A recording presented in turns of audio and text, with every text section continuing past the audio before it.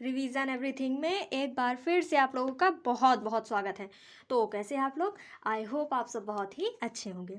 देखिए इसके पहले हम लोगों ने अनुच्छेद 143 तक देखा हुआ है, जिसमें राष्ट्रपति किसी भी मुद्दे पर सुप्रीम कोर्ट से हेल्प मांग सकते हैं, उनसे राय मांग सकते हैं। वहाँ तक हमने चर्चा की हुई है। तो आज हम उसके आगे देखेंगे। देखिए अनुच्छेद 143 के बाद जो भी अनुच्छेद हैं वो उतने ज़्यादा इम्पॉर्टेंट नहीं है एग्ज़ाम के हिसाब से, ठीक है। तो फिर उसके आगे हम देखते हैं अनुच्छेद 148, जो कि कैग यानी नियंत्रक एवं महालेखा परीक्षक से संबंधित है। इसमें अनुच्छेद 148 से लेके 151 तक नियंत्रक एवं महालेखा परीक्षक के पद, उनकी शक्तियों के बारे में चर्चा की गई है। तो चलिए शुरू करते हैं। कैग, जिसका फुल फॉर्म होता है comptroller and auditor general, Hindi में बोले तो नियंत्रक एवं महालेखा परीक्षक। कैग की चर्चा अनुच्छेद 148 से 151 तक की गई है। अब एक एक अनुच्छेद को हम अलग अलग करके देखते हैं। देखिए अनुच्छेद 148 में कहा गया है, इसमें कैग के पद की चर्चा की गई है। देखिए हमारे जो संवैधानिक पद हैं वो हमारे संविधान में दिए हुए हैं कि ये चीज़ें या फिर ये पद हमारे देश में होंगे। तो जो अनुच्छेद 148 है उसमें कैग के पद की चर्चा की गई है।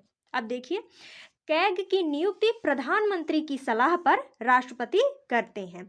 यानी इनकी नियुक्ति कैसे होगी? तो प्रधानमंत्री जी के सलाह पर हमारे राष्ट्रपति जी कैग का जो नियुक्ति होगा वो करेंगे। कैग 65 वर्ष की आयु या फिर 6 वर्ष के कार्यकाल तक अपने पद पर रहता है। यानी कि 65 वर्ष की आयु, अगर मान लीजिए उनको 64 वर्ष की आयु में कैग बनाया गया, तो शर्त क्या है कि केवल 65 वर्ष की आयु तक वो कैग रह सकते हैं। इसीलिए वो केवल 1 साल, 64 से 65 साल के बीच केवल 1 साल ही वो कैग रहेंगे। या फिर अगर उनको देखा, ये यहाँ पे कहा गया है कि 6 वर्ष, मान लीजिए कि वो 59 साल के हैं, उस समय पे अगर उनको कैग बनाया गया तो वो पूरा 6 वर्ष का कार्यकाल लेकर चलेंगे।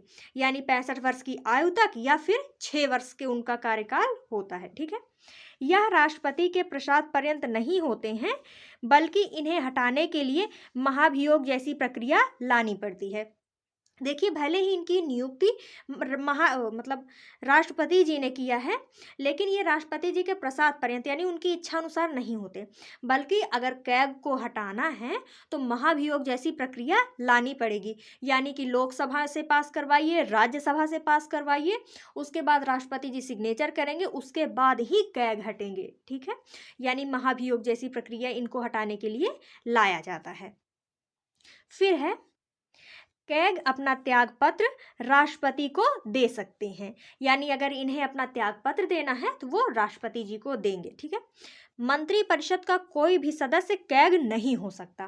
कहने का क्या मतलब है कि हमारा जो मंत्रिमंडल, हमारा जो मंत्रिपरिषद है, उसका कोई भी सदस्य यानी कोई भी जो एमपी है, कोई भी एमपी कैग नहीं हो सकते।